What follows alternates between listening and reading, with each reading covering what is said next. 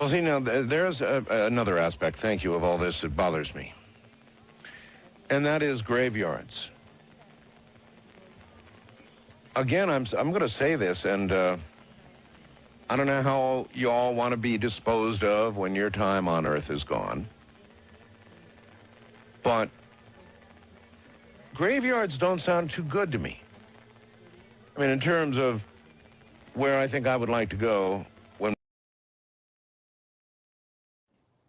Yeah, burn me like a witch too, Dave, right? 100%. Where's There our we intro? go.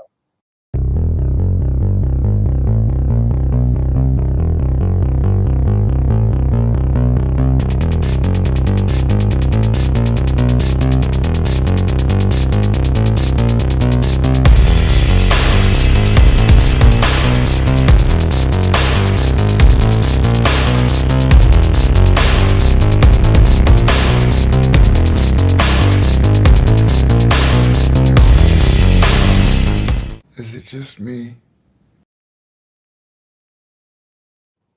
Sorry about that, Dave. I always cut you off. You know, it is what it is. It's part of the show, right?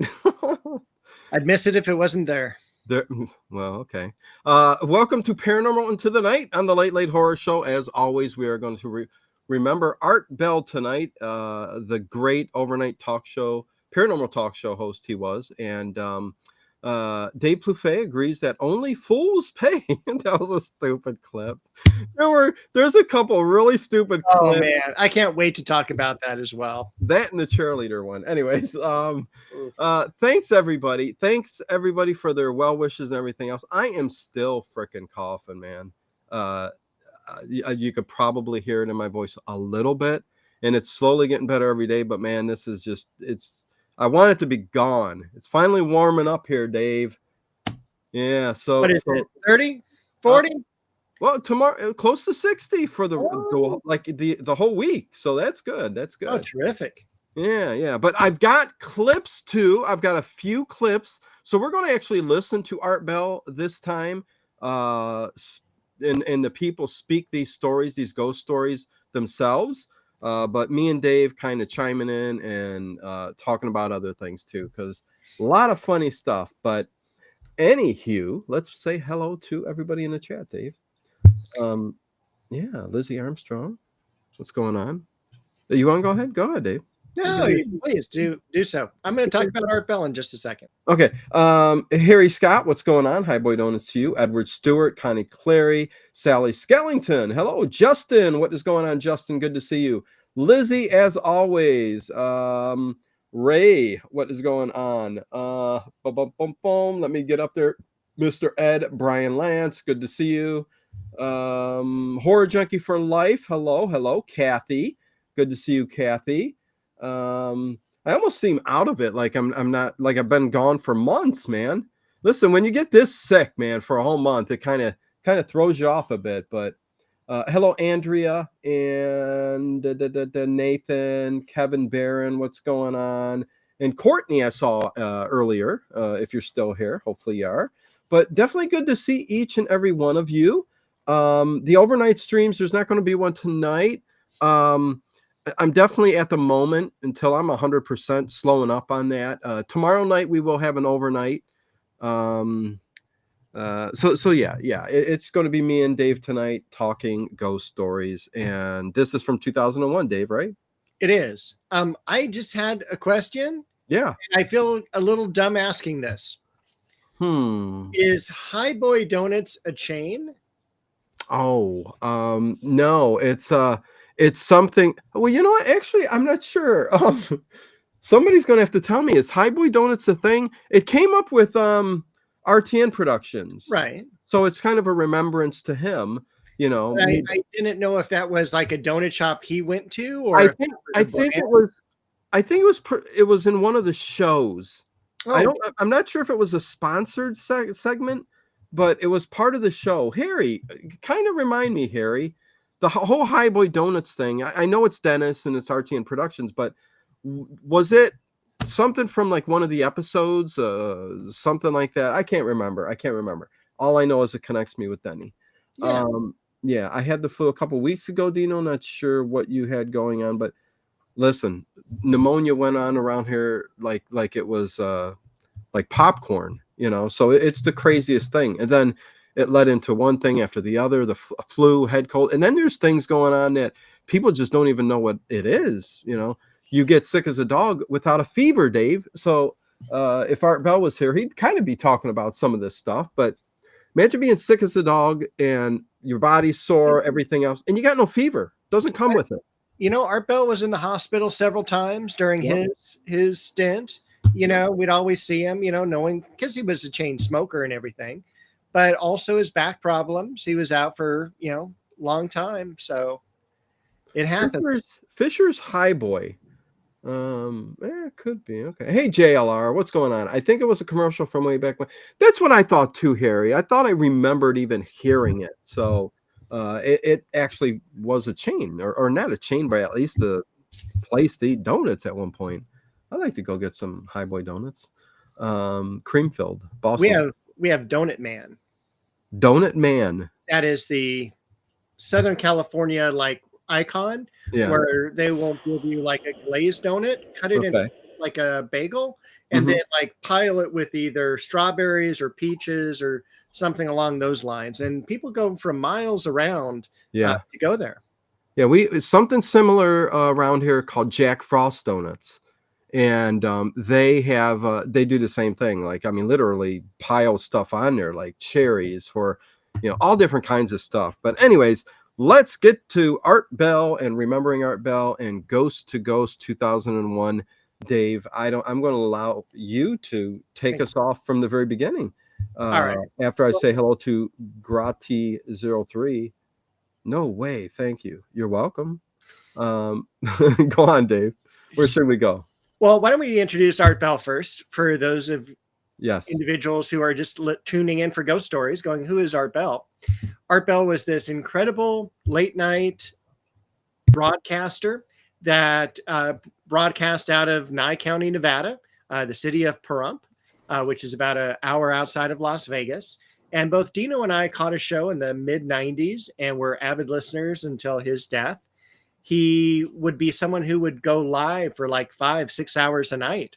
Oh, they were fantastic, spending 5 and 6 hours every night with Art Bell. I know that sounds crazy, but that's when we're sleeping. So we're laying back, sitting back, lights off usually. And you just listening to some guy live his life for 5-6 hours and talking to great guests. Yeah. And I think, even if he just sat there and read the phone book, it would be so interesting just to hear him talk. And he was also someone who was a lot of fun with experimenting with new technologies in the 90s. Uploading images of him broadcasting was really a lot of fun. Go to my website, artbell.com. And he had that webcam that would be like every 60 seconds it would snap a like 5 pixel, little picture, which back then, it goes to show you how fast things have changed, but it was kind of weird. And then the whole Periscope thing, which was connected to Twitter. I've got videos of that, of Art Bell, that I recorded when he was on Twitter doing it. It was kind of funny. I need to put it on one of these shows one of these nights. So anyways, Dave. All right. So every Halloween, he would do a Ghost to Ghost, and he would probably do it one other time a year. And I think the episode we're doing today for 2001 was in April. And it started out with this guy from Winnipeg or Manitoba, Canada. And he was off grid. He was camping. Are you going with the first story? Going with the first story. I want to get that out of the way. Good. There we go. Because unfortunately with this Ghost to Ghost, there weren't not as many really like, ooh, this is spooky stuff. Yeah. There was a couple red eyes we're going to get to. But other than that, there were some of these that were really kind of silly. And this first one is like this guy, and you could say that he was this old guy. You could imagine the grizzled beard, campfire, making up some victuals or whatever. And every summer I go camping up in the woods. Yeah. Him. And an Indian motorcycle pulled up. And this guy got off and he started talking. And a couple of the things that he said was like, we never landed on the moon, and just things like that. Some conspiracy theories. And and this is the guy on the motorcycle. He said he wasn't sure if it was a time thing or if he was a ghost or what, but he seemed solid, and he had a couple bumper stickers. He had a Ronald Reagan one on one side. I forget what it said. I don't know if you wrote it down. America, the land of the free, as long as you do what you're told. There you go. And then the other bumper sticker was, what was the other bumper sticker? Oh gosh, I don't remember. Okay, it doesn't matter. But yeah, it ended up being some kind of political thing. But go on, Dave. Yeah, and then so our caller says, to the guy on the motorcycle, what are you? What do you do for a living? Oh, I'm a history teacher. Ha ha ha. And it's like, great. Why don't you do the Area 51 call in? Because it was just like ridiculous. The guy then gets up, goes to the bathroom. He says, well, I thought, I'm sorry. Yeah. You said the moon. He did say, listen, why whoever would come on an Indian motorcycle and talk to some guy in the woods, and say, the moon landing was a hoax. And then he says, and what went on with the Apollo 11, the trouble up there that they had just isn't what really happened, the story. I mean, it's things like this that make you go, what the heck is going on with these callers sometimes? But anyways, yeah. And then he gets up and goes to the bathroom, like you said, Dave. And when he comes back, the guy's gone. He didn't hear the motorcycle leave or anything like that. Talked to a few people in neighboring campsites. They never saw him. And I'm like, this is not even a ghost story. I know. Some guy who got on a motorcycle, probably had a little bit too much to drink or smoke, and then, just hung out with the guy, just kind of a nice afternoon, and then took off. Exactly. It wasn't the greatest start to this night. It really wasn't. And it kind of went with the progress. Listen, there's some good stuff to talk about tonight, but for the most part, man. Hey, John Swan, good to see you. And I'm going to continue on with two really quick ones. And the second one I talk about is I'm going to play Art Bell and let you guys hear the actual guy tell the story himself. Because sometimes it's cool to listen to, the tone of the voice and you get a feeling for that spookiness. So, but the next caller, that Dave is there was a man, you could tell he had a speech problem, he had a little bit of speech problem. Yeah. And he back in 1993, I'm not going to talk like him because it's not right. But no, but he said he went to a 7-Eleven store, Dave. I mean, another crazy story. He said two people were in front of the store in front of the soda machine. And I don't even get the ghost side of these things. If I'm misrepresenting the story, tell me. But he said the only things they said back to him, because everything was strange a little bit or something, they said, only fools pay. And that's why Dave's agrees that only fools pay. So what was that? Did I miss something? Where's the ghost part of it? Were the two people that went to the soda ghosts? He just heard voices. That's all it was. He didn't see them? No. And Art Bell started making fun of the guy, going like, well, one's on your left side, one's on your right side. Basically Edgar Allan Poe's Imp of the Perverse. And it's like, one whispers good things and the other's all, only fools pay. You should take off. It's like, like the angel on the shoulder and the devil on the shoulder. Yeah. And and Art did cut him off real quick because he does know usually when what is that, Dave? Photo. Okay. The next one I'm gonna play, the Donut Man, Jim. Oh God, you had to send me a link with a bunch of that looks exactly like Jack Frost donuts, Dave. All right. Oh my God. Should I share that? Get everybody hungry? No, I won't. Should I? Make the first couple of ghost stories. Okay, real quick. Let me do a little share here really quick. Oh my God, do I remember how to share the screen? Okay, here we are. Share screen. I'm going to show you guys the Donut Man website that Dave's talking about. He can tell us about it. Okay, Dave. Here we go. What is this? This is Donut Man. It's just a privately owned donut shop up here in Glendora. and everyone goes in when you start to see, like right in this top row there, or just underneath that second one over of the glazed twist. There's some peach donuts there. Those are what everyone goes for. And they're just delicious. And you've got some Boston cream and just, I see a long eclair looks good. My gosh. Yeah, this looks like just like a donut shop. Look at this one with the custard in the middle. That's the Boston cream. Yep. Oh, Dave, man. Okay, so there you go. Just wanted to show what's with the tape measure at the very bottom. That is 7, 8, 9, 10, 11, 12. Is that that's a foot long? I guess so. So there you go. Okay. So get everybody hungry real quick, and there you go. We had to show you the donuts. Good looking donuts. Yepers. Okay, so the next one I'm going to actually play the man, the gentleman, the man, the person who told this story. This was basically it sounded really spooky. I'm like, I got to play this one. It's about an apparition in the window, and let's play it, Dave. Here we go. All right. Take it, bud, and run. First time caller line, you're on the air. Hello. Hello, Mr. Art. This is Frank. I'm calling from Orlando, and I'm listening to you on the internet. Yes, Frank. This is quite a few years ago. I was actually pretty young, about 6 years old, 6 or 7. I lived in Long Island at the time. And I had an appearance of some type of apparition in my bedroom window.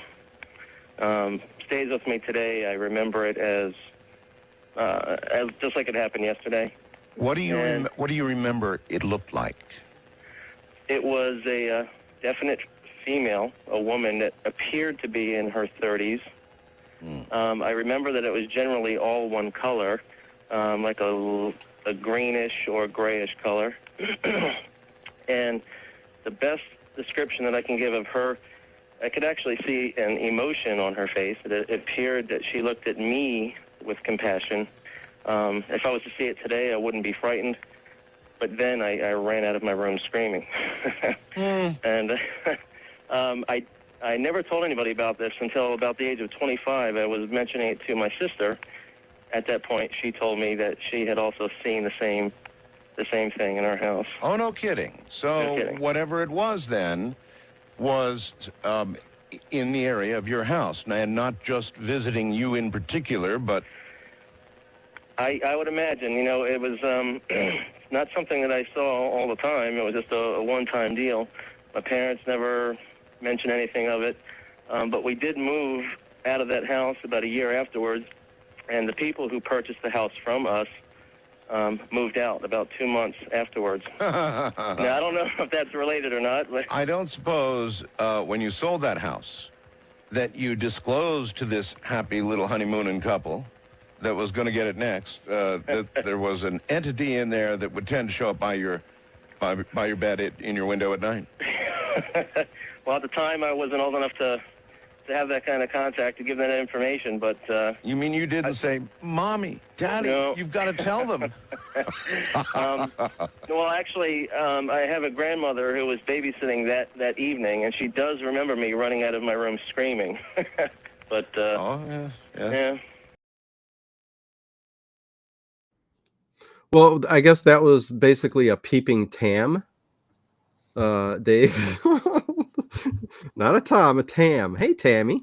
Yeah, I mean, listen, I thought that was sounding a little spooky. I mean, come on, somebody looking in your window. I think it's the thought that of every kid. I think every kid comes up at some point in their life and says, somebody was looking through my window. You know what I mean?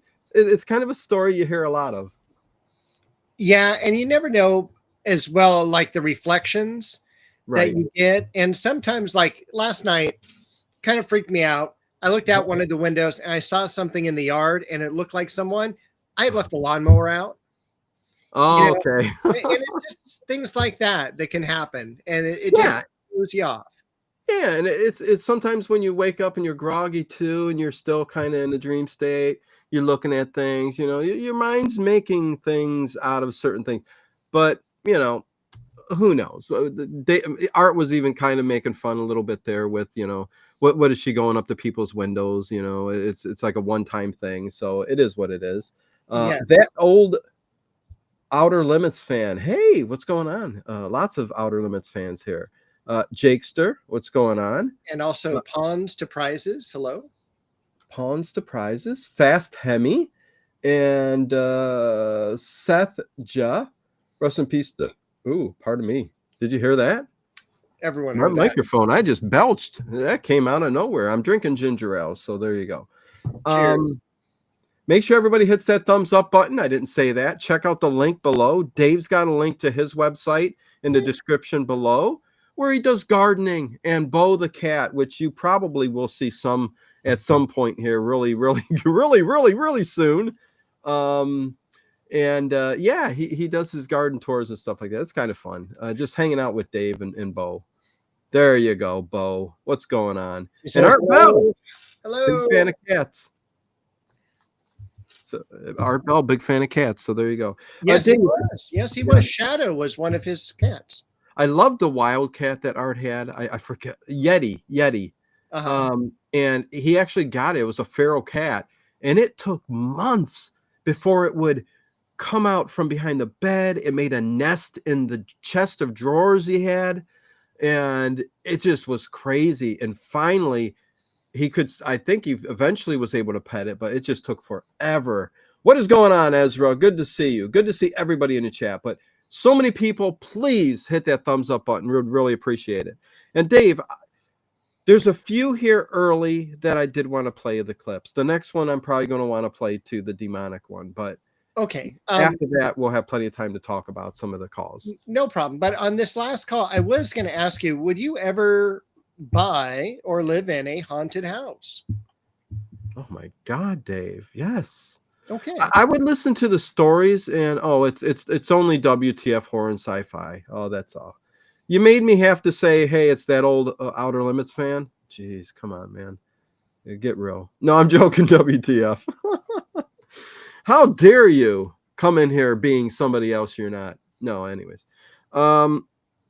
I would. I guess I would listen to the story. I mean, if it was something super gruesome, like, like whatever. I don't know, something super. Yeah, I don't want someone maybe I'd think about it.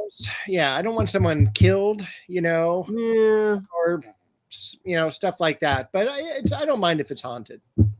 Oh yeah, no. I mean, I would love to find another house. I mean, listen, since being a little kid, there's been strange things here and there, but nothing that took place from young age to 10 years old, maybe. There was that one incident when I was how old was I? 12? Where I saw somebody at the end of the hall. I've told that story. And you had to go to the bathroom and pass that person.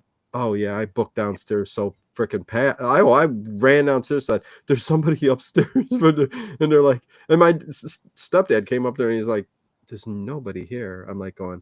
The funny part was that shadowy figure, and it was just a huge, like, almost looked like a Bigfoot type figure, that was all black, Dave, all black, just standing there in the doorway.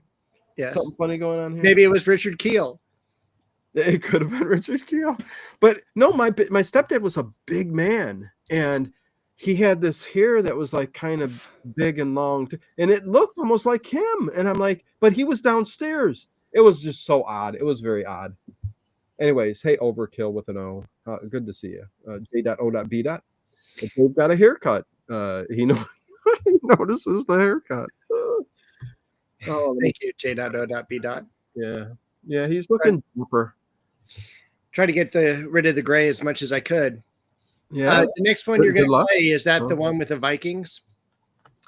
No. Oh, yes, it is. It is. That's the one. That's the one. Right. And I'm sorry. Should I play it or should we just talk about it? Because it's interesting to listen to. But what do you think? Let's go ahead and listen to it. Okay, I'm gonna play. Give me a quick introduction. What are we going to listen to here? Basically, on this one, it's this guy who all of a sudden it's like he meets this person who ends up being a relative of his. They share a great grandfather. Right. And he talks about Viking lineage and everything, and there's this demon, but then it's a Viking, and it's really kind of interesting. I think this is the longest one I got. I think after this one I said, oh, maybe I shouldn't go 4 minutes, but I think this is like a 4-minute one, but you guys will enjoy it anyways. And after that, me and Dave will have plenty to talk about, and there still will be like, I think 2 or 3, but they're shorter. And I am going to play The Sounds of Hell for anybody who has never heard The Sounds of Hell on Art Bell's show. And I have to play it because me and Dave need to talk about it again because it's so funny. Anyways. On the first-time caller line, you're on the air. How you doing, Art? Well, so far so good. Before I tell you, can I ask you a question? Possibly. Do you know what lineage the Vikings were? No. I don't either, so I guess it's not going to help. But anyway, I don't really believe in ghost art, but I do believe in demonic manifestations. I believe there's familiar spirits which pose as people that we've known, which are actually demonic manifestations. That is a really conservative religious viewpoint, isn't it? Right. Mm-hmm. And I believe there's non-specific demonic manifestations. And you believe everything that would be that explains the millions of stories we can get on this program and elsewhere, and photographs, all of it is explained by the devil. Well, yes, because the Bible points it out about familiar spirits, and of course... And so, all right, fine. We'll go with what you believe your category to be. But that doesn't mean... But I also believe that it... I'm not going to argue it with you. You believe it. I have no... Right. You know, fine, believe it. Just tell me, have you had an encounter with an evil, demonic spirit? Absolutely. But let me just say that I believe that they could be interdimensional beings, too. That doesn't... because that's separate entities. So you're a little open-minded. Yeah, sure. All right. Sure. Go ahead, tell your story. Now, this comes with a parallel, too. Me and a friend both had this same experience at different times. It's pretty wild. Not only did we have the same experience, we had been friends for several years, and then all of a sudden we found out, while he was retracing his roots, that we had the same grandfather in Ireland, the same great-great-great-great-grandfather in Ireland, mm-hmm. which was very weird because we're both from different areas of the country, mm-hmm. and we met each other through work. But anyway...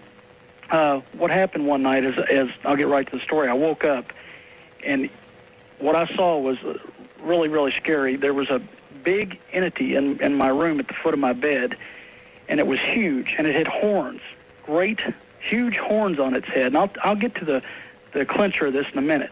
But it had great horns on its head, and it had red eyes, bright red eyes, and it was just standing there in my doorway. Hate red eyes. Hate red eyes. Right.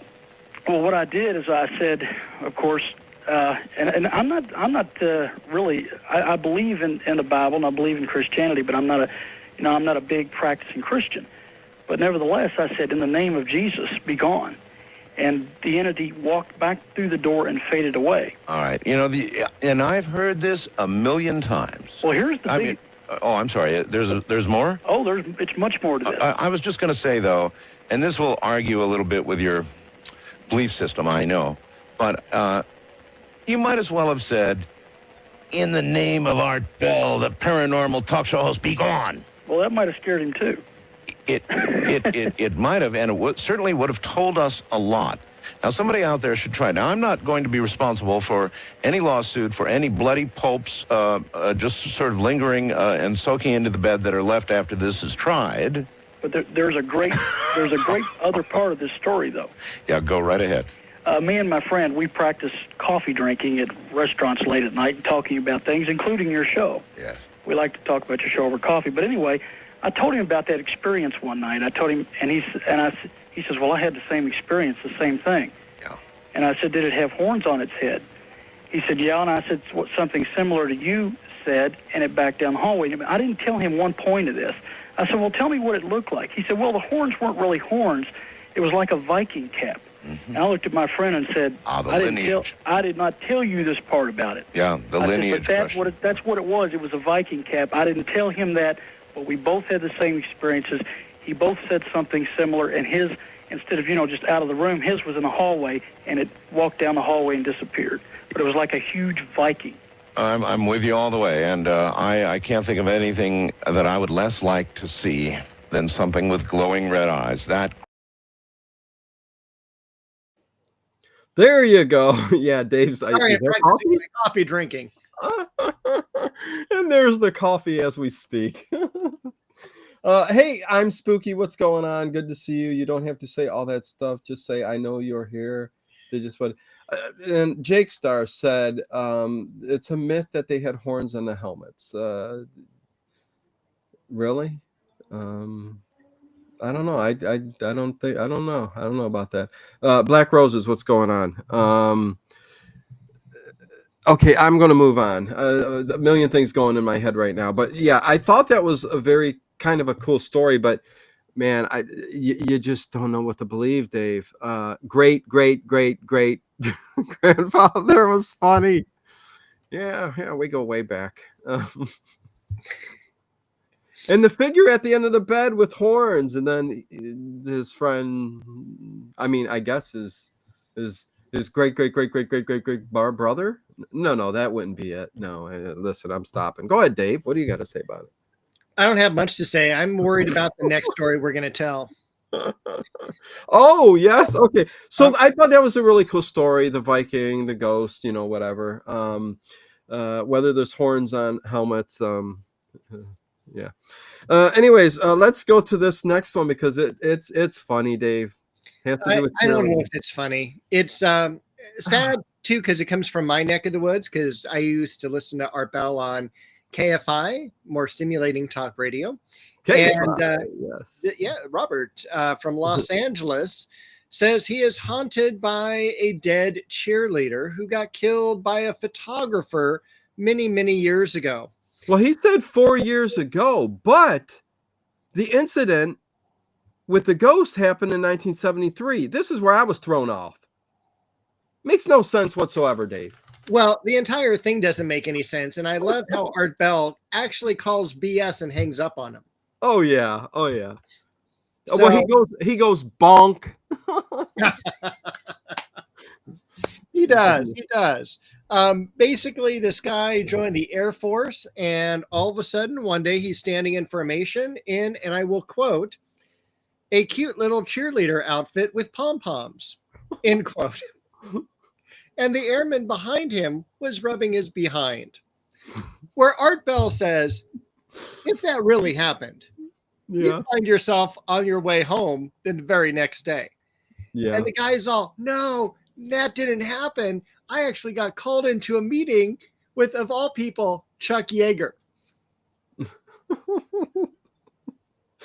Yes, he goes on and says that too. Why he would have a meeting with Chuck Yeager is beyond me. And that's when he said, bonk. Listen, I don't believe this whatsoever. Yeah. Let's see. It's impractical. In battle, it would be good. Okay, I know, Jake Star, you know everything there is to know about Vikings, but I know pretty good amount about Vikings too. And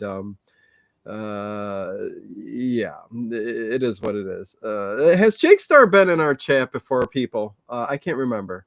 You remember him? He has? Yeah. Okay, so he's just really dedicated to his Viking lineage. He is. Okay, good for you. That's good. I'm Spooky. We like the police officer paranormal stuff. Listen, we're going through every ghost to ghost throughout Art Bell's career, really. We've done a lot of them already, and we're going to keep doing it. And there was one year where there were some very interesting ghost stories that had to do with police officers. But that's not in this one. And yeah, that story right there, Dave, just was fine. I mean, that's the low point of the entire night. So once you get past that, we're good. Yeah. Well, I was wondering why the heck, what does this have to do with a ghost? And why? Anyways, yeah, it was a bonk. Let's see, Michael, what is going on, Michael? Good to see you. He says, I was a big Art Bell fan from the late 90s. Followed him through Dark Matter, just like me, and Midnight in the Desert as well. I love seeing shows play his stuff and keep him in the zeitgeist. Oh, I will, as long as I'm around, I will always talk Art Bell. So I definitely and I listened to so many shows as well as Dave and probably a lot of us. So yeah. Anyways, Oh, I got to stop looking at the chat. Sorry, guys. Even the Bigfoot stories from officers are cool. Yes, yes, yes. Okay, next one, Dave. And then the next one about the Amityville horror kind of story there. I want to hold on. If Michael doesn't know, we were both on Art Bell's program at one time or another. And links in description, I think, still. Yeah. Yeah. And Dino up above even had the Talking Art Bell podcast. Yes. Which he would do. And he spoke to Art Bell. So, yes. Oh, there are a lot of very good people that I've interviewed over the years. And I'd like to get back into that, actually. And that's why, things are changing a little bit on the channel. Again, there's going to probably be a couple nights a week where I do the overnight stream. So please stick around. Always be here. But we got a lot of other things that we can do and have fun with. That's for sure. Always have me and Dave on Sundays. Anyways, what did you want to talk about next, Dave? The next one is a retired Air Force from F.E. Warren, who was getting ready to be discharged. And so they gave him kind of a kickback job of watching the dorms, and these, I guess, dorms were really old. Yeah. And one day a Buffalo soldier shows up and reports in. Kind of, Regina. Good to see you. Getting better. Yeah, go on. Yeah, Buffalo soldier walks right in. Shows up, pistol, coonskin hat, everything like that. And he talked about Colonel Blackjack too, right? I mean, I guess that's some kind of a old soldier that lived down the road or something. I don't know. I'm not sure, but it brought up a couple good points where do you either tell people that you saw this or do you don't tell people that you saw this? And it also brought up the point of battlefields and how haunted they are. Yes. Oh, yes. That's one of the things that people read Jake Starr and tell me if he needs to go. I'm not sure. Anyways, yes, battlefields, lots of death. I mean, come on. The tragic stories that are left on, especially the Civil War. I mean, people talk about Gettysburg as being one of the, spookiest places around. Battlefields definitely always got something going on. Old forts. I mean, think about it. Back in the day, 50s. And I mean, listen, we could talk Vietnam, we could talk Korea, but yeah, any place where tragic events have taken place. And Civil War, listen, I'm a Civil War buff, Dave. You know that. But when stuff like that went on, man, where people just, they rotted to death, Dave, So yeah, I get that. And he Art Bell's talked about that many times over the stint of his show about, battlefields. Yes, but it's also kind of a morality thing where the idea is, if you are serving your country and you are killed, why are you destined to remain here on Earth?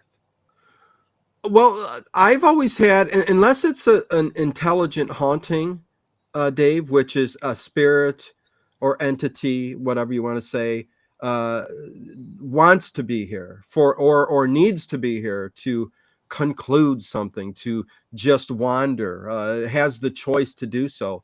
The residual hauntings is something entirely different, and that's a lot of what you get on the battlefields and stuff. And I think that's just also a residual type energy that is imprinted on the space, which allows for voice, visual sightings, smells, anything like that. I think it's something like that, a totally different thing than an intelligent haunting. And one of my friends is from Tennessee. And so when he was on vacation one year, he took a lot of photos of Civil War battlefields. And there was one where he caught kind of a really ghostly figure, like laying down, where you could see the person's hair and nose and the contour of the body. It was pretty intense. Oh yeah. I mean, all you got to do is watch Secrets of of Skinwalker Ranch, Dave, and you know there are strange things that happen in that show just from the land. Hello, Sweet Indigo. Hey, Sweet, what's going on? Night Fright Talk Show. Good to see you. Yeah, good to see everybody. Thank you. Hit that thumbs up button, please. Really appreciate it. But yeah, no, two different separate things going on, and it's always a great discussion to have when I do have them, especially with guests and stuff like that, because I totally agree with that. I think one of these days we're going to figure that out. It's a little too scientific or out of our our realm of thinking at the moment, so Our comfort zone. yeah, one day. Anyways, let me move on to the next one. The next one has to do with I think it's just really kind of spooky. She talks about the Amityville house. It's Anita from Oregon. yes, the fingers on the feet and the hiss, and oh yeah, it's kind of so here we go. This isn't as long as the other one, but does it really matter? You want to hear us keep talking? Probably, maybe, I don't know. Yeah. I put down Amityville scare. That's not exactly what it is, but here we go. West of the Rockies, you're on the air. Hello. Hi, Art. Hi. This is Anita from Harrisburg, Oregon. Hi there, Anita. Hi. I have a kind of a freaky story to tell that happened to me. Actually, we've had several things happen to us in this house. And anyway, my husband and I had just watched a movie. It was the Amityville Horror. And we're getting ready for bed and went and got in. And I started getting this really icky feeling like something evil was in the room with me. Yes. And my husband had gone to sleep, and we had our 1-year-old son in the same room, and he started fussing and went and fell down, and I was starting to doze off. Every time I doze off, I jump awake, like something kept bothering me, and I had this real evil feeling. And about 3 o'clock in the morning, I had dozed off, and I jumped awake again because it felt like something had taken a finger and run across my feet at the end of the bed, and I heard a hiss. It was a hiss. And you don't have cats? No, we didn't have any cats. Hisses are really bad. Yeah, but I had the light on all night. I was laying there on my back, so I could see all around the sides of me, and anyway, I was so scared. I didn't know what to do, so I said, just said a quick. Okay, so there you go. That was nice and short, but yeah, fingers on your as a kid too. Fingers on your feet. I mean, come on, that's pretty spooky. Spooky story. Dave Plouffe says I had an evil feeling also, but it was after I had dinner at Olive Garden. But damn those butter baby biscuits. Yeah, you know what I really love there too is their lobster bisque soup. Ooh. Very salty though, but man, it's good. I told them, can't you put a little less salt in there? I think somebody's goofing up is what I think. Hey, Libra Brown Eyes, what's going on? Good to see you. Good to know you. Good to have you with us. Make sure you hit that thumbs up button. So yeah, I don't have another clip for a while, Dave, so we can start talking about some of these other stories. There was a really good one that started up, and oh, you know what? This story actually it continued with witchcraft and stuff. Go on, Dave. Well, it talked about how the top of the house burned. They found witchcraft books, all sorts of things. So, some dirty stuff, some dark stuff was going on there before they moved in. And the kids yes, saw the kids actually saw up there before it burned the figures of white women dancing. But they were not wearing Viking helmets. Not in this one. No. I think that has to do with the witchcraft went on up there. Oh yeah, definitely. Yeah, and what else did they say? They said witchcraft in the attic doorway, and they saw the white dancing figures, which was they saw the figures dancing in the closet. Yes. And that I thought was really scary, along with growling. Yes, a growl. That's you never want to hear a growl in a haunted house. That's usually a sign of an entity, an evil spirit. But anyways, but once the fire happened and seemed to burn all the spells out and all the ghostly apparitions and noises away, so it kind of liberated the home in a way.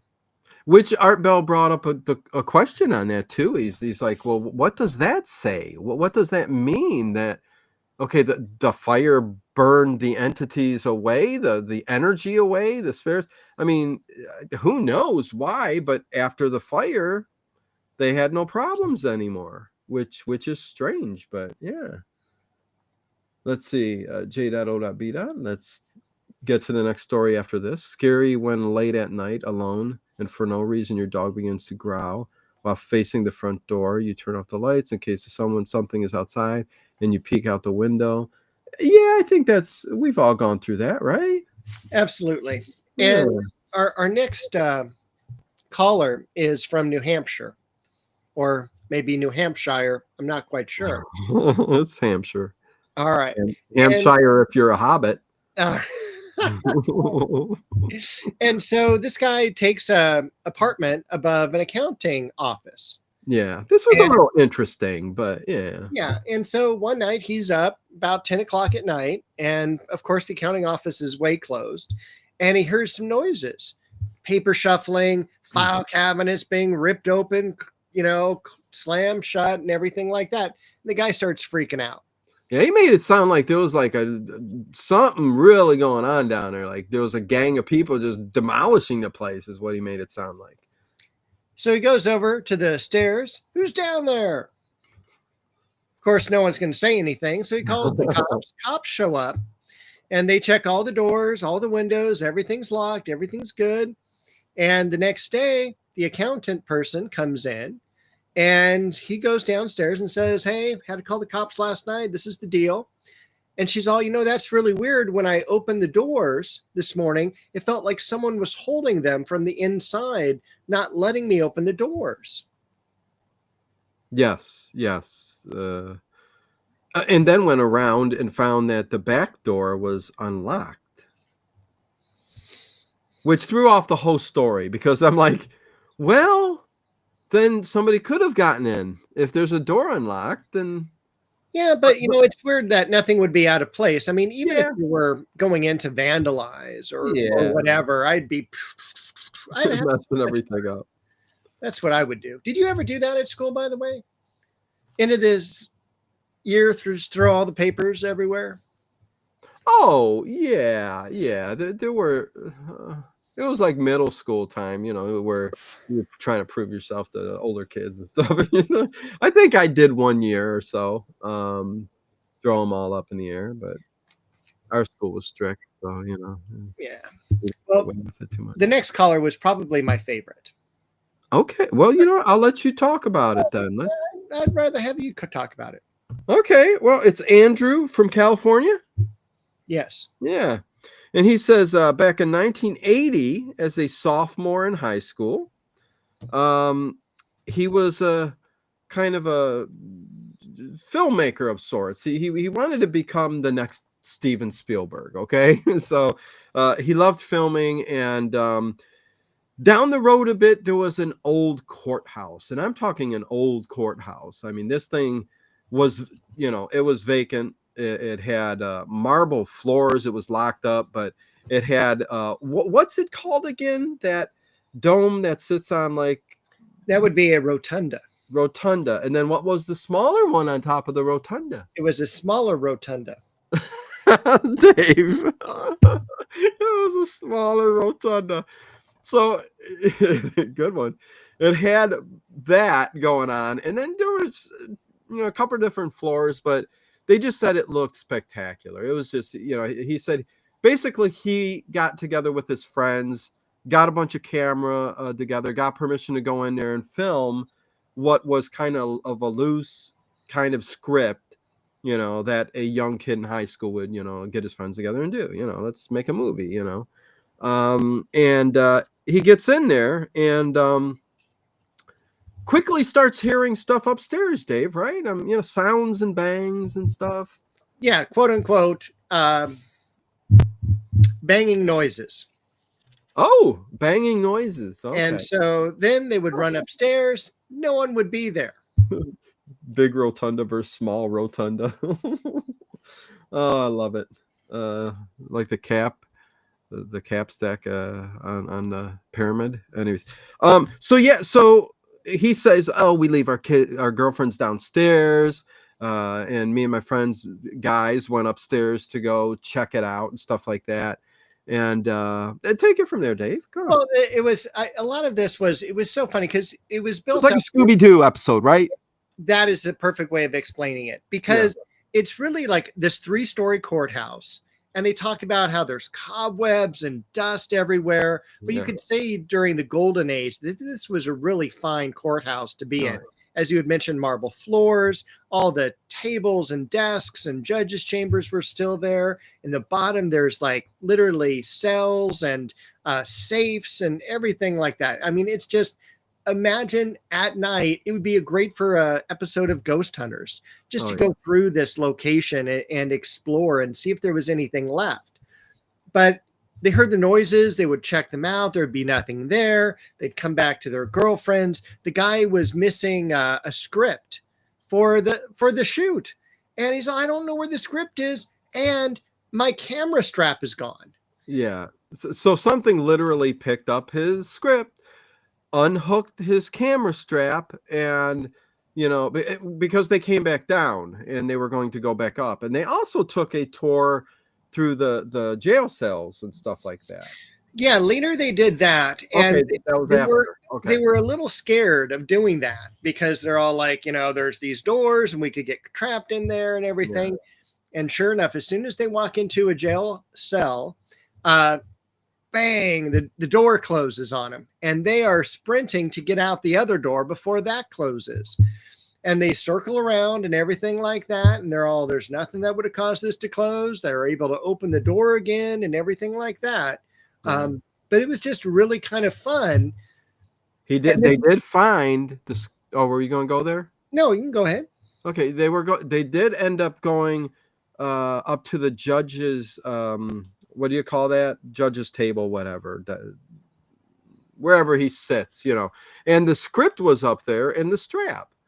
I don't know if they were alluding to a ghostly judge had taken their scripted strap and put it on the desk, but somebody did, because that's where they said they found it. Art called it the judge's desk. That's okay. Desk. But then Art also says, as soon as they're all like, we turned out the lights, Art's comment was young and stupid. Well, yeah, he said, I think he said that a couple times in here. In this, he didn't hold back against these people. No, yeah, young and stupid. Well, why would you do that? But then the one part that was kind of interesting, and then I don't really give it much credence, was the next day, him and his buddy walked by the courthouse again, looked up to the perimeter of the ceiling, the rooftop, and there are 4 of these sculptures of Justice, and the eyes are open on them, and then they close. They actually see the eyes close on this sculpture, and then their quote was, "We turned and left." At that point, and it was just like, don't. They said they never came back to. Never came back there. Yeah. That was a fun story. It was kind of like a Scooby-Doo story, I'd say, like I said before. And then we get to the next story, the next caller, who is Russ from Long Island. Yes, sir. Dave, and you want to talk about it or me? This is a spooky one. Anytime you talk about kids, I don't know, it's always spooky.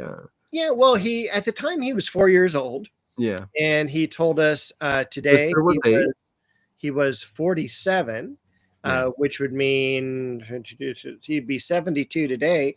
Make sure you get your colonoscopy, Russ. And he was running around the house after his sister. And his sister ran downstairs and everything like that. And he could hear her giggling. And then he goes, I wasn't staying in the cellar for long. And I ran up the stairs and she was already outside playing in the backyard, but he could still hear the giggling and laughing from the basement. And that was really scary. I am not a basement person. No way, no how. And there's this, I had mentioned in the past, when I was in Arizona with some relatives, looking at new houses there. They have a basement floor, but it's very much open to the top. Yeah. And it's just in the base. It's underground because it's cooler. Yeah. There's a home just about a block from me. One of the citrus plantations I got to go in many, many years ago, and went down into the basement. That basement was so freaky because you could see the main supports for the house, big 2-story house, and dirt. And you could imagine people putting, canned foods there and stuff like that. And the whole basement gave a very weird, odd vibe. And I did not like to be there. Well, over here in the Northeast or Midwest, but definitely the Northeast, there's every house has a basement. Yeah, and even some with fruit cellars, and depends how old it is. You know what I mean? There's, literal dirt, in some of the basements. Yeah. But of course, some really nice basements too. It just depends how much money you got. But yeah, my grandmother, stepdad's mother, had a root cellar. We talked about that before, a fruit cellar, where it was just all dirt and it was just carved out there. And that house was old. It was built around a huge farmland, and just sat there, and everything kind of grew around it. And that's the same place where I saw that figure in the hallway. And the basement there was definitely spooky. And again, I know I was a young teen, around that time, but I always got the spooks going down in that basement, and never really. So I think there was something to it. I think something was around down in that basement to give that feeling. But anyways, we got another story here. Let me double check. I don't think we're done with this one quite yet. Yeah, you're right. Because more stuff happened about the kids upstairs and stuff like that. Yeah, the dad would yell, "The hell are you doing up there?" Oh my God. And the guy's all, "Dude, you just woke me up." Kids trying to go to sleep for school, and his dad's hollering up 2 a.m, "Stop your rocking around!" And the kid goes, "What are you talking about, Dad?" And you know what I liked about this, because this was Russ from Long Island, so he had that Long Island, New York accent, and he was talking like he was even when he said, I hollered down like, Dad, I'm not running. Like he's a little mob kid, he's hollering at his dad, just the way he talked, it was kind of funny. But yeah, but he said later on in years, he would go back, and he had a younger brother, but he was grown up and he wasn't in the house no more. And he heard somebody walking upstairs late at night. Yeah. It actually reminded I guess that's for me to go. It actually reminded me of the Three Stooges, where they're laying in bed, Curly snoring. He's like, "Hey, wake up and go back to bed." Yeah, that's a good. Oh, I'm sorry, guys. Still cough, man, but I'm still doing the show. And my favorite of Russ was, he was all like, "I came home one day and I call out, 'Is there anyone home?' 'In here, Russ.' 'Ain't no one home.'" Nobody home. I saw my mom pull in. I was like, "Oh no!" Oh, that was too much, too funny. And I think that's pretty much it. Yeah. Oh, what's going on? What you got? What's with that paper? Oh, sorry. Yeah. Here's my notes. Okay, so that brings us to the next one. I do got a clip for this one. The Indiana private in the Army. Okay. Let's just listen to it, because I'm not sure why I didn't write too much down, but I think it was something interesting. Brother and sister? No? Just some breathing in the face. Well, let's hear it anyways. What the hell? East of the Rockies, you're on the air. Hello, Art? Yes. Hi. I'm from Indiana. I'm private in the U.S. Military Army. Oh? And my sister had a story quite like the females before. But, I had just a little bit to add to that myself, because I had one of the experiences somewhat in the same time. And we were young, living in a Army base out in Fort Meade, Maryland. And my sister was up all night frequently, and she was always scared, and she was always running to the bathroom, and we just thought she was having bad dreams. Well, what the young lady had described earlier was exactly what my sister was talking to us about and still continues to talk to us to this day. Something was literally scratching at her feet and grabbing at her feet, and she would run into the bathroom, shut the door, and just cry her eyes out. Now, during that time, I was also having things waking me up by breathing up in my face, and it would scare me so much that it would wake me up. Right in your face? Right in my face, and it just scared me completely, and Mom did not know what was going on with her kids. Now, at one time, I had felt something actually grab me, and I thought I was sleeping. I thought it was a dream, and to this day, it still feels like a dream, but I don't know, you tell me, but it almost felt like I was lifting up out of my bed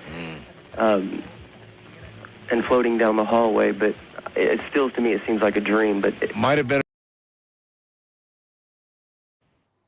Okay, I'm going to stop it there because music started coming in, and I don't want to get ding, but no, I thought that was kind of spooky because of the whole, can you imagine a spirit being in a room and touching your sister's feet, you know, scaring her half to death? And then, but him, it goes right up to the face, starts breathing on his face. I mean, can you imagine being woken up with breathing and going, what the heck? I mean, that's scary. That means something's looking right down at your face. Yes, and if it wasn't Bo, I don't know who it would be. Oh, gosh, yeah. And we are at the top of the hour. It's 9 o'clock. Let's get the stuff out of the way before we talk about the next kind of funny story. I mean, funny and sad. Great story. Yeah, great story. Ups and downs. There's some funny stuff. There's something at the end where I'm like, oh, how can he say that? But anyways, top of the hour, please. I beg of you. No, I really don't beg of you, but please hit that thumbs up button. I beg. Do you? Okay. Please hit that thumbs up button if you would. Show us some like, and yeah, just be assured. Yeah, we're here every Sunday, and Dave's going to let us know what we got coming up. I don't think I got Wild West up yet, but go ahead, Dave. What do we got coming? Next week, we're going to have the Wild Wild West and the Night of the Double-Edged Knife. It is our 9th installment of the Wild Wild West series. I'm looking forward to it. I think one more, and we're going back to the short little doctor. And now it's Doctor. Yeah, Miguelito. Loveless, Dr. Loveless. Okay, there you go. Yeah, there we go. Okay. And then the week after, I'm excited because this will be Night Gallery on March. Can't wait to talk about that with Dave. That should be a big show. Yeah. Big shoe is what it is. Yeah. Then we're heading back to Scooby-Doo, episodes 5 and 6. Those have been the podcast. I can't even do that right. Jeez. It is. They've been like really great with the amount of people coming back and watching them and everything. And hello, Gigi. Hey, Gigi. And then on April the 6th, so just a few weeks from tonight, we're going to do X-Files episode 2 because the first episode we had nearly 1,800 people view it. Yeah. Already, and so I'm looking forward to that episode. Yepper, going to have some good stuff coming up. I think we got some interesting conversations with Night Gallery for sure, and the X-Files for sure, and Scooby-Doo for sure. So we got some good stuff. We have a mysterious guest coming up next month too. We're going to tell you about later. Yes. The Dino starts feeling better here. He's got to catch up on some thumbnails and stuff. So we will be doing that. Zoinks, Scoob. Kind of all right. It's hit or miss. I think I was singing a little bit yesterday, and it just got to my throat a little bit today, I think, is what happened. Yay, Scooby-Doo, where are you? And that was a good point that Justin made. Why do ghosts need to breathe? Yeah, I don't know. Listen, it is funny that he said the ghost was breathing on him, but could just be making a sound. And listen, even a spirit, I guess, could make, just make those movements like it's, who knows? Listen, I don't know. I think I'm not worried about a ghost breathing on me, but a demon breathing on me. What breathing on you? Demon, D-E-M-O-N. Well, yeah, that wouldn't be good. Usually comes with farts and smells of sewage and stuff. And if they ate at Olive Garden? Oh, jeez. Okay, let's get to a very interesting story. I'll let Dave kick it off here. Make sure we get the details in there, Dave. But yeah, JD, good old JD, Dave. JD from San Diego calling in at 1600 Kogo, K-O-G-O. Fun fact, the only main radio station I actually went to be a guest host on and did a broadcast out of KOGO back in the 90s. Guest host for what? I was guest hosting the Bruce Asakawa gardening show. Oh, very nice. Yeah. Okay. Yeah. Yeah, I wish we could dig that up somewhere. I've got a cassette right back in there. Oh, wow. Okay. Yeah, so I may throw it online one day. Twist my arm. Nice. So first of all, he references Somewhere in Time, which, by the way, is the 45th anniversary just about a week ago. And he goes, it's not Mackinac Island or whatever. It's actually filmed here in San Diego. And I'm like, yeah, no kidding. But he's from Hollywood, and his girlfriend comes from a very wealthy family. And he sounded like a surfer dude. I mean, like, he still sounded like he didn't have a full-time job, but he's probably making coffee on the weekend or sandwiches or something. And he's just going surfing every other day. Yeah, it's a great story, but I questioned him a bit. But nevertheless, it's a good story. I don't know. Continue. Yeah. So his girlfriend, wealthy family, her dad buys a mansion, and they're going to go check it out. And there's in Hollywood Hills. In Hollywood Hills. So, it's rich in lore and everything like that. And he's not supposed to be hanging out because his girlfriend's there and the dad's always away. Yeah, he doesn't want. It's funny. He doesn't want his daughter being with this guy. Either the father's one of those fathers or this guy's just a jerk. I don't know which one. Yeah, he's a jerk. Yeah. I give him 80% jerk, 20% protective dad. And it's also the home of black bottom pools. Black bottom pools. And he immediately strips off his clothes and goes diving into this pool. But it's also, he made it sound like the pool was really cool because it was all overgrown and everything. And there were plants. Nothing had been really tended. Yeah. And so as he's like cruising underwater, all of a sudden he's got like these weird feelings and everything. And like he gets out of the water and everything like that. And it's just like something's weird's going on there. I'm not going to go back in there. So Dino lends this guy his Ouija board. And they do a little seance thing. And the Ouija board says basically there's two kids. There's a 4-year-old and a 12-year-old or something like that, 7-year-old. And did you say that did you mention that he went in the pool for a dive and panicked in there and it just felt really weird? I did. Okay. I was looking at the chat. Go ahead, Dave. Either that or you were coughing. It could be that too. Yeah. Yeah, a 4 and a 7-year-old, two kids, Seth and Steve. Go on, Dave. Yeah.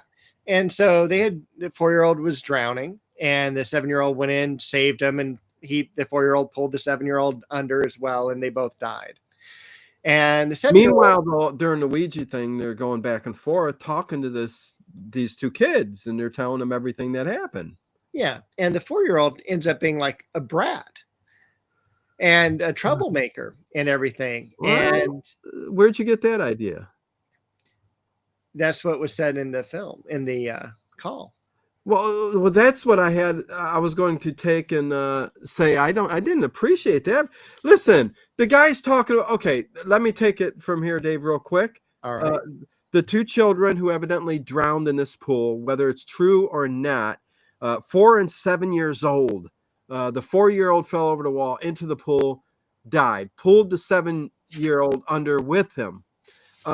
They were talking to him on a Ouija board and all that, but I don't get where, I mean, it's just two kids that are in there. Now they're speaking to him on a Ouija board. Didn't say nothing that was good or bad or anything, just told him the story. But, and then we throw in there that the dad came home from the trip a little early. Caught him in the. This is where the story kind of threw me off because I'm like, it's like a movie, Dad comes home, rich Hollywood Hills home, and the daughter's in bed, and I thought it was a vacant home. Oh no, they just bought it. Okay, so, and he's running out, in his underwear, I wrote down in his skivvies. Yeah, like a Hollywood movie would do. Oh my God, I gotta get out of here. Left his Ouija board up there, ran up to get it. And as he comes running back down, he says he flew through the door and he swears to God that something tripped him. Yep. And he goes, that bratty kid. Why would you say that? The kids died by drowning in the pool, and he ends his story with going, the bratty kid. Either this guy's a real jerk, okay? Because I don't care if a ghost tripped me by accident or whatever. If they drown, that's the sad story, right? Why call the kids a brat? Listen, I'm sticking up for the ghosts, Seth and Steve. All right. But there you go. There you go. And we go silent. Well, I was just looking at, the next one I don't really want to talk about, but then we have Andy from Florida who talks about glowing tombstones. Yeah, there were a couple. Thank you, Connie, and hello, Curious Potato. Good to see you. Make sure you hit that thumbs up button. Which one did you say? Man has something in the house. A typical poltergeist. Yeah, that wasn't nothing that interesting. Then the man from Michigan, the glowing tombstone. Yeah, go ahead. It wasn't. The glowing tombstone wasn't like too exciting, but it was just like, it was down in Florida, or up in Michigan. He was in Florida. Yeah. And he gave us the address of the cemetery. It was on like 100th Avenue and everything. And unfortunately, some vandals had gone in and destroyed the tombstones and everything. But then they reset the tombstones, and it still glowed. And he goes, it would only glow on a full moon, on a clear night, and all that. So there was some lore. And and they replaced the tombstone. Yeah. So two totally different tombstones in this grave, and both of them glowed. So that was weird. I'm sure it's like, when my neighbor calls from across the street, your lights are on your car. No, I'm sure it's just the angle that you're seeing reflected through the glass is why you think it's on. Your tombstone's glowing. You better take... I'd like to jump a little forward here because I want to play the Sounds of Hell, and it's kind of attached to a story. So I'm going to jump to the story with the couple in bed who kind of talked about hellish kind of visions and stuff. Okay, so let me play this. Let me tell the story first, and then I'll play the Sounds of Hell because Art Bell plays it. He'd love to play it, and I'll show you why and tell you why when we get to it. So there's a couple that called in. They were in bed one night, and the guy says, I forget the guy's name, but he says he's got thoughts and visions of hell. He hears people in agony, screaming and all this stuff. And he ended just taking my final exam. Yes. But as this is happening, I guess they've got kids in the bedroom, across from them or whatever. But he sees a figure dart to the bathroom. And I guess this figure's about 4 feet tall. Kind of reminds me of Phantasm, if you've ever seen that movie. The little Jawas, even from Star Wars, little Jawa running by. But he says he sees the figure dart to the bathroom. A small figure about 4 feet tall. And he gets up and he goes and looks and he doesn't see nothing, but then he sees behind him, he sees this figure and it darts into his kid's room, and he goes and runs into his kid's room, and there's nothing there. And then he runs back out to his wife, who is on the bed praying, and he says, what are you doing? She goes, shh, let me finish.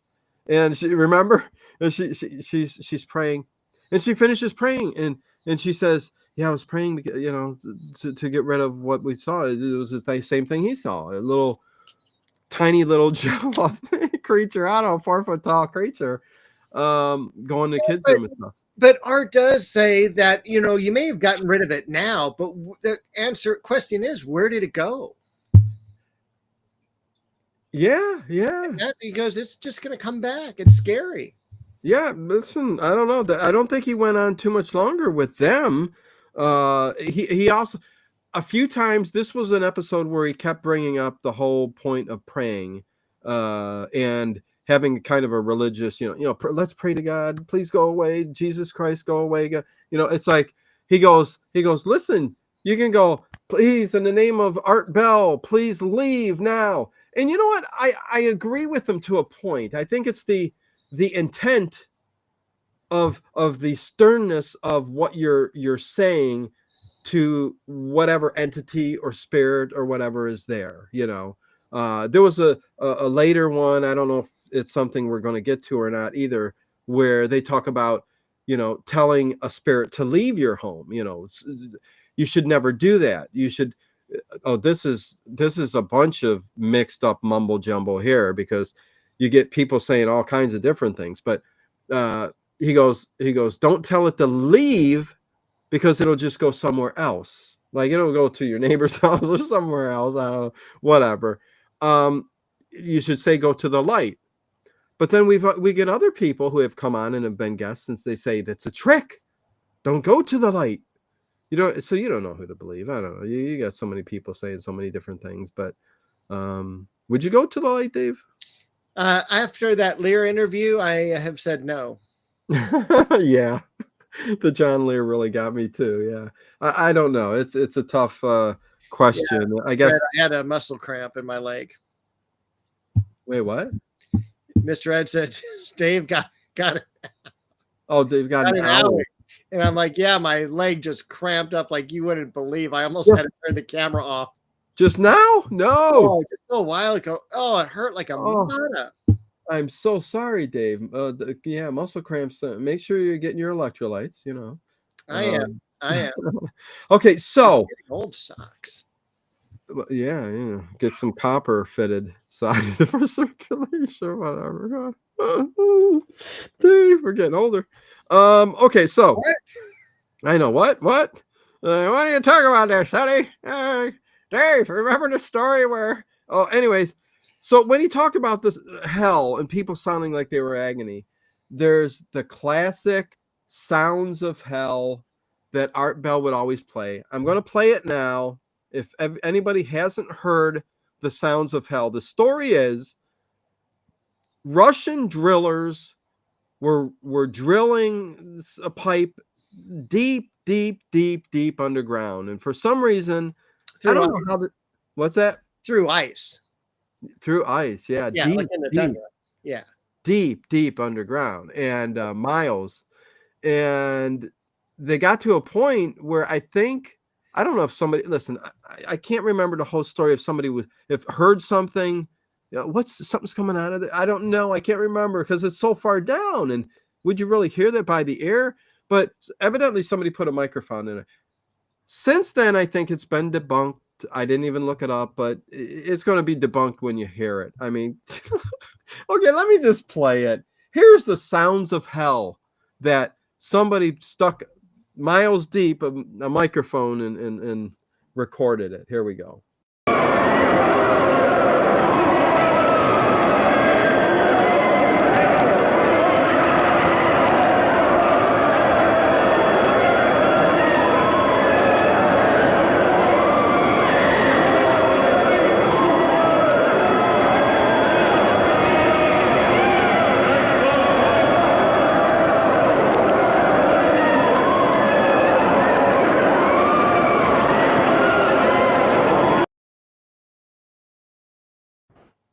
Okay, Dave. I know part of Art's show, I've said this a million times, part of it's entertainment, but he always hyped it as it was almost like it was real. You can hear people, this was recorded. You can hear people going, hey, bro, you can hear them. That's not happening. It almost reminds me of the Bigfoot scream every time Linda Moulton Howe is on, where they play it. It's like, oh, right? And yes, I believe. Yeah, no, I think they debunked it, but questioning about this. Yeah, it's so good. Yeah, you guys are all right. Listen, I'm sure it is, but it's been so funny, and Art has always treated it like it was a real thing. And I'm like going, okay, I know this is the entertainment side of Art because that's fake as hell. I mean, you can literally hear the people, oh, I mean, if that's how it sounds, man, I'd go down there and say, shut up. Anyways. It would have been better if you went, Aunt Edith? Chrisley. Edith there. Stifle. To be fair, Walmart is hell. Well, when you got to get a good price on something, sometimes you just got to take the leap. No, go pay double somewhere else. Nope, I'm And not going to. thank you, Lizzie and Curious Potato, for your leg cramp routine, so it doesn't cramp anymore. Yeah. Hey, Shakedown. That's supposed to be the sounds of hell. It sounds like a haunted house attraction in Disney. Okay, Dave, is there another story you want to get to? I know we got 10 more minutes here. I don't know what other. I like the one where the brother died, and then they went to every time they went to like the funeral home, there was electrical problems. The Coke machine would blink and everything. And then when they left, they got in the other brother's work truck and the radio never worked, and it came on and it played ZZ Top, and then it shut off. And the ZZ Top song was the dead brother's favorite song. And I thought that was just kind of cool. Oh, okay. Well, that was towards the end of what we listened to, right? Yeah. Okay, yeah. Well, I guess you just told it then, right? I did. Okay, that was a good story. Yeah. How about the Oklahoma City one where the guy picks up two girls? Oh, yeah, no, let me talk. Yeah. Oh, go ahead. No, you tell it, but I just thought it was funny that the grandmother charged him mileage. Wait, what? Did they? Yeah, so like when he borrowed the car from the grandma charged him mileage. Is this a story about the old man and dog? Yeah. Oh my God, did I miss that? At the very beginning, the guy's all like, yeah, I borrowed the car to go over to study, but I didn't study, but that's okay. But my grandma charged me mileage. Oh my gosh. Okay. Well, that sounds about right back in the day. So yeah, the next story is about a man. There were two incidents on the same road. He had two girls, like Dave just said. They were teenagers, and I think he must have been younger, at least. Maybe he was 18 and these two girls were teenagers. I don't know, but he had a vehicle and he was going back, and he went back and he picked up the two girls, Sue and Alexis. And he goes, hope you guys are listening today. I don't know, how things were back in the day. But he picked up the two girls and they went driving on a road with the two girls.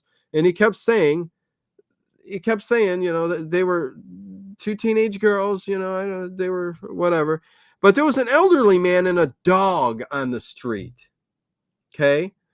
And evidently, Dave, did he say why he hit him or how he hit him? But he hits him and runs him over. Yeah, it didn't say he stopped, braked, the guy didn't jump out in front of him or anything like that. He goes, I was just driving, ran over a guy and a dog.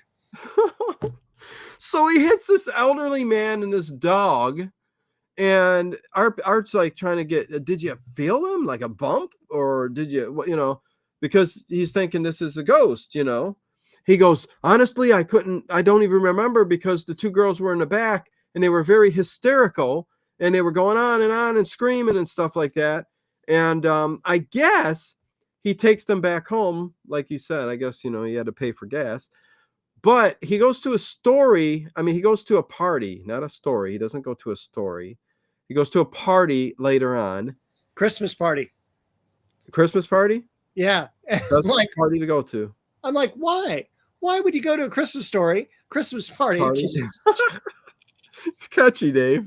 No, I'm doing it. We don't know what to talk about. And then he's all, I got nothing to say, nothing Christmassy. Hey, I hit a dog in a car and a guy. Has anyone heard that story?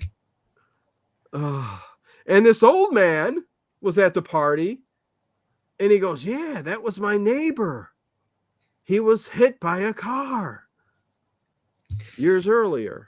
And that's the story. That's the guy calling story. Some holes in it, but it is what it is. I mean, it was it was interesting. I don't know. Yeah, and a couple of people in the chat have been asking about Mel's Hole for us to follow that and this story. We actually talked about it on our second Art Bell broadcast, and I went ahead and put the link in the chat for everyone. But we talked about Mel's Hole pretty considerably at that time. Yeah. So hit that link if you want to hear us talk about our Mel's Hole. The thing is, everybody who is here and listening, understand that there is a catalog of every past show for 10 years now. So everything, there's a playlist on the front homepage of the YouTube channel where you can see all of our paranormal It's right across there, stripped right across, and you can continue on and open up all these playlists and stuff and see stuff from the past. It's the same reason why I say the old time radio shows that I've been doing for how many years now? A few years, and every single night, and really haven't missed any, but slowing down now. And the nights that I don't have one, if you go back and watch the old shows, you can even see the live chat for that night. But I will be doing a couple of live overnight streams every night. And when I'm feeling 100%, we'll see how that goes, how many I do a week. So at the moment, that is what it is. So, but you could always go back and see stuff on the channel. Always fun, always fun. Listen, I know people like there's a couple channels out there that are going, yay, they can come over here. But this is where it's at. I've played everything. Anyways, and don't forget Dino's Duck Soup. Anyways, Dave, so yeah, what's next to go to? I'd like to talk about the deserted plantation. Oh yes, that was a good one too. That was a really good one where a guy and his maybe buddies. The way it ended, but go ahead. Yeah, a guy and his buddies get drunk, and they're from Alabama. Yeah, and they're like, "What should we do?" Leonard, and this was the years 1988 to 1989. Yeah, the good old days. Yeah, good old days. And so they would drive down to this plantation. They were in Alabama, and this is about 30 minutes away from them, and it's like down a long deserted road. And no one lived in this plantation because of all the horrible things that happened, because as the Union soldiers came south, all the slaves were freed. But this plantation itself was like, no, we'd rather see them dead than free. And so this mass murder took place. Yeah. The people who ended up causing that, they were also killed. And so in one night, something like 55 people lost their lives at this plantation. Yeah. Sad story. Horrible situation. And these guys go up to like this base. I don't know if you'd call it just a cabin on the plantation grounds. Shack, cabin, whatever. Yeah, they were calling it a cabin. As soon as they reach for Thank you, John Swan. Overkill. Everybody. Edward. As soon as they reach for the door, they start to hear horrible screams, and they see red eyes through a window, and pounding on the walls, and like the act of what actually occurred that day was going on, and that's a scary thought. So, and they said they took off running right back to the cars, which was a little ways out there. And, And what I love about Art Bell is going, isn't our body chemistry amazing, where we can go from drunk and stupid 1 minute to wide awake in the next minute and knowing exactly we got to get out of here. Yeah. It's too much, too good. And again, I love these Ghost to Ghost shows. Thank you, Gigi. I really do appreciate it. I appreciate you all. I really do. The only fear I had with slowing down here was everybody leaving. And you know what? With me taking the 6 days off, the memberships did drop. That's for sure. So support will go down. I understand that. And let's see when I'm healthy how much I can do. But at the moment, I'm still recovering and still feel like crap, and still gotta get 100% here so that I can do more stuff. So it's hard to get up and get to the computer and do stuff when you're feeling like crap. But yeah, Dave, I love these Ghost to Ghost shows. They're really, really good. I do as well. And, it just reminds me of back Halloween and as a kid. It reminds me of, because Art would set these up where it's like, make sure your lights are out, have a candle burning, make sure your closet doors are closed, and, just get under the covers and listen to these stories. And they're incredible at night. And, I would listen to them all the time. Well, I'll tell you, Dave, there's times in my life that hit me hard. I mean, I don't know if I can explain this right or properly, but because people in your family die and pass away, sometimes you're close to them, sometimes you're semi-close, or you haven't seen them in years, and it doesn't hit you as hard as it should. You know what I'm saying? But the day, not the day that Art died, because the day that Art died was awful, and for me, I'm like, oh. But there was a lot of years before that where he was retiring, came back, retired, came back, retired, came back. Wasn't the same. Was kind of, so it didn't hit me as hard then. It hit me hard the day I was listening on the air and he said, I'm retiring. I'm done. I got off that night, Dave, and I swear I felt so low and so depressed over it. It was one of those moments in life that I felt so bad because I wasn't going to be able to hear Art Bell the next night live. And it was so awful. It was heart-wrenching. It really was. I don't know it if just you had kind of, that same feeling. Same type of thing here where it was just like, you're kidding, right? And it's like, he's not. And I'm like, what am I going to do tomorrow night? It's like, it's a big gap in your life. Yes, 100%. And thank you, Shakedown. Everybody's got kind words. I really do appreciate it. I tell you what, Dave, we're getting off the air here. Dave's got coffee and dinner to get to. But Shakedown, I really do appreciate that. And I tell you what, I always give it my all. But after a decade on YouTube and with Ted, first few years I did it every week. We did a show. And then after that, with the Old Time Radio overnights, it became a lot of work. And I really, the past few years doing it really wore me down. So not only did I get hit this past month with being sick, it took away my creativity, my care, my wanting of anything of sorts. And, it gets you at a low point, and it's just where I was. And I appreciate the people who stick around, and that's all I can really say. I can't really control any of the rest of what goes on. I will say, Dave, and I know I'm saying it to you too. I'm saying it to everybody. The old time radio shows on YouTube, whether they're streaming live or not, they've gotten out of control. They've gotten out of control. I will just say, 30 seconds here, Dave. I started this with good intentions for people who emailed me, messaged me. I started it one night for me to listen to get me to sleep. Got a bunch of messages that said, this is helping me sleep. I appreciate it. I got tinnitus. I can't sleep. I'm going through cancer. People on the hospice floors. I got nurses saying this and that. It's turned into a profit thing now. And everybody and their mother is copied and continued to do this. Some with 7 streams a night. And there's nothing wrong with listening to, if you want to hear Johnny Dollar every single night, that is. But it is the one thing, it's gotten out of control. And there's nothing I can do about it. All I can say is I've got everything you need right on my channel. You can, even with the live chats being saved for memories of your past friends and people who were in the chat back in the day. But that's all I can offer you, and whatever will come in the future.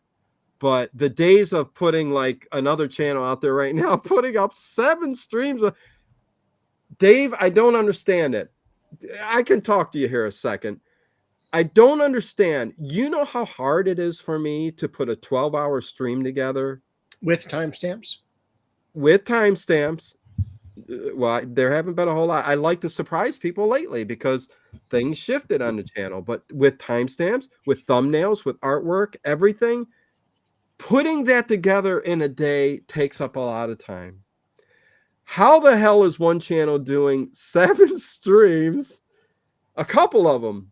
7 all-night streams in one night. Every single night. How? I don't understand. Anyways, enjoy, you guys. And I love each and every one of you. I know I'm complaining, but that's what I do best. It makes me me. Hello, Albert Jacobs. And say, Gigi dropped a chat. Oh, Gigi. Yes, thank you. Yes, exactly. $20 super chat. Thank you, Gigi. I just want you to know how much we appreciate you, and get yourself a coffee and a bowl of chicken noodle soup. Thank you very much. Yes, hopefully this goes away soon. Hopefully it goes away soon. So there you go.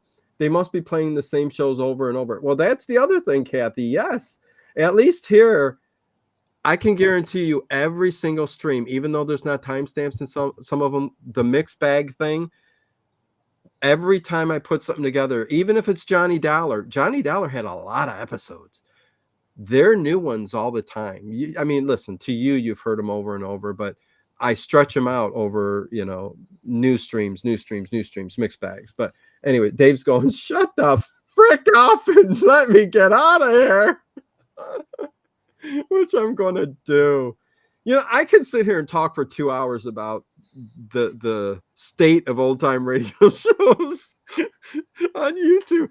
Dave, because it literally does have me pissed off. It's ridiculous. I hear you. It's ridiculous. And with that, Dave heard me. He's gone.